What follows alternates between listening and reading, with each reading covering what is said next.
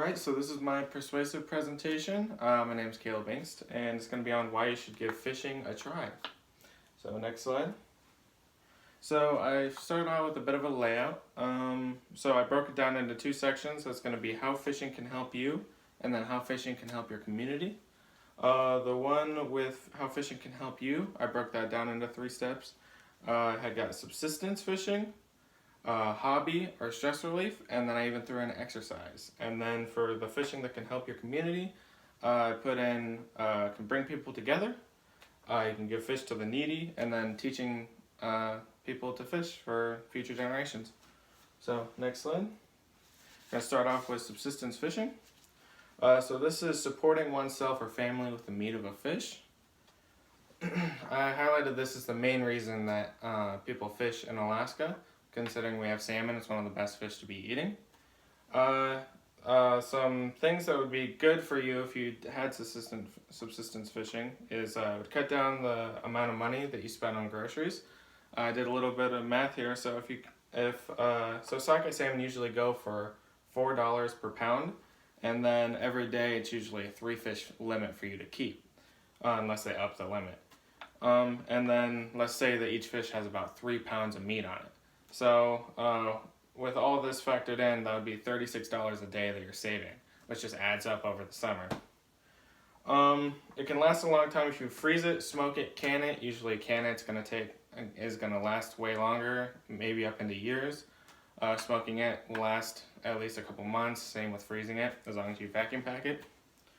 And then they're also super healthy. The main thing about salmon is that they have omega-3 fatty acids that helps you retain moisture in your skin so it doesn't dry out as easily. And then they also have a high source of vitamin B, and that's going to protect your heart and brain health. And then this also teaches you a way to survive in a survival situation, so you know how to catch your own food and you're good. So I put on a few examples of subsistence fishing in Alaska. There's a Seward ocean snagging. People just snag for reds. It's not very sporty. You just snag them, reel them in. It's totally legal in the ocean. Cook them up. And then there's dip netting where you can keep a whole bunch of fish. Alright, next slide. We got stress relief and hobby. So that's usually what I do. This is usually known as catch and release sport fishing. You get your brain working because you're out there trying to find where the fish are, how you're gonna trick them into eating your lure or your bait. I highlighted it as two different types of fishing, kind of a relaxing, just sit in a camp chair, toss out a bait, wait for a bite, and then an adventure where you kind of walk around, find the fish. And sometimes this can take up to miles of walking, so this is where the exercise factors in. And then this is also just a great way to get out of the house and relax a little bit.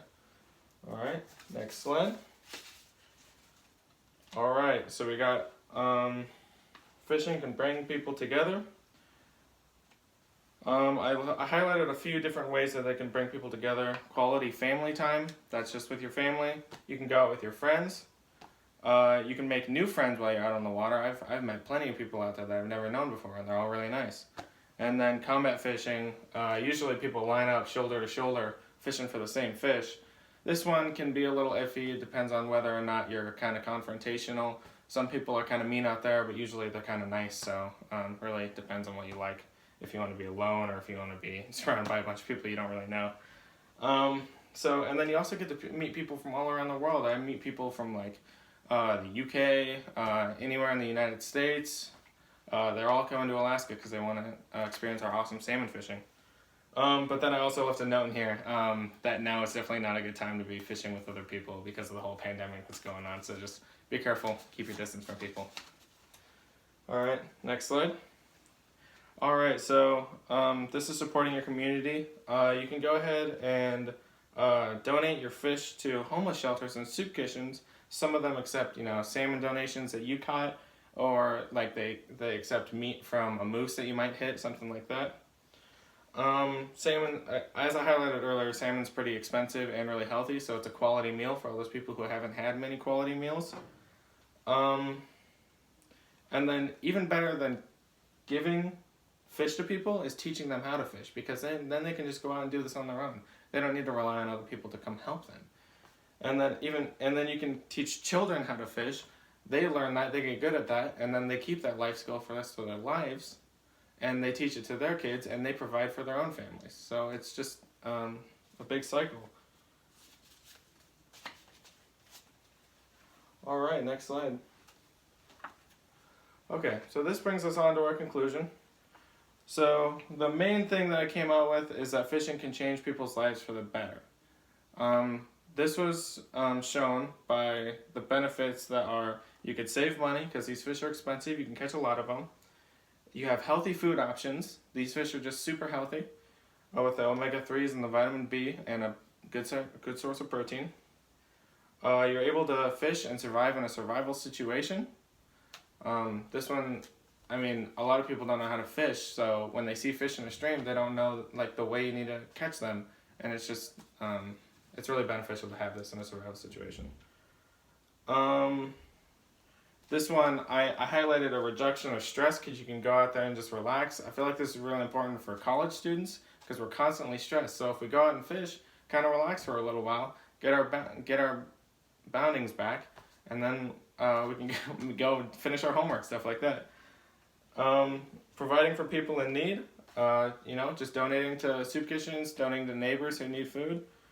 And then obviously in addition of a new hobby, it's super fun, pretty easy to pick up.